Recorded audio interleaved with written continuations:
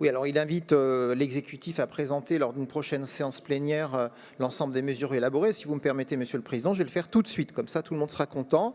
Le SDRIFE doit réglementairement prendre en compte le SRCE, les travaux relatifs au SDRIF ayant débuté fin 2021, avec pour objectif une première version mi-2023. Des travaux ont d'ores et déjà été engagés pour intégrer les éléments relatifs aux continuités écologiques, qui est l'objet du SRCE, dans la première version du SDRIFE. La région et la DREAT ont donc piloté une étude préparatoire afin de mettre à jour les réservoirs de biodiversité et identifier des secteurs prioritaires pour la préservation et la remise en bon état des continuités écologiques en lien avec l'élaboration du SDRIFE. Les réservoirs de biodiversité mis à jour sont donc appelés à faire pleinement partie du SDRIFE. Les secteurs prioritaires pour la préservation de la remise en bon état des continuités écologiques sont également appelés à être intégrés dans le SDRIFE grâce aux outils existants, localisation précautionneuse des potentiels d'urbanisation, inscription des fronts verts ou identité de l'armature verte régionale. Par ailleurs, puisque vous le demandez, je vous le donne, le calendrier des grandes étapes de révision du SRCE a déjà été précisé en commission, mais je le redis ici en séance plénière.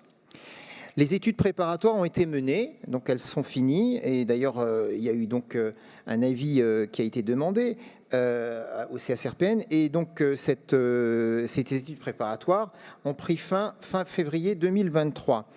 Aujourd'hui, nous vous proposons cette délibération qui fait donc partie du calendrier, une délibération en faveur de la révision du SRCE, donc c'est aujourd'hui même.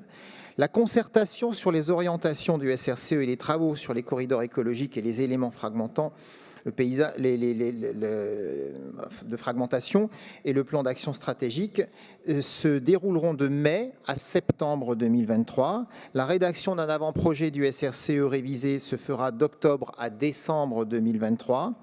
L'avis du CSRPN, de l'autorité environnementale, des communes, des EPCI et des PNR sera demandé entre janvier et mars 2024. L'enquête publique sera menée de mars à mai 2024 et la délibération finale du Conseil régional sur laquelle vous étiez pressé de pouvoir donner un avis aujourd'hui, mais il faudra encore un peu attendre, ce sera pour juillet 2024. Donc, en respect de l'article 371.3 du Code de l'environnement, il est évidemment prévu une phase de consultation, comme je l'ai dit à l'instant.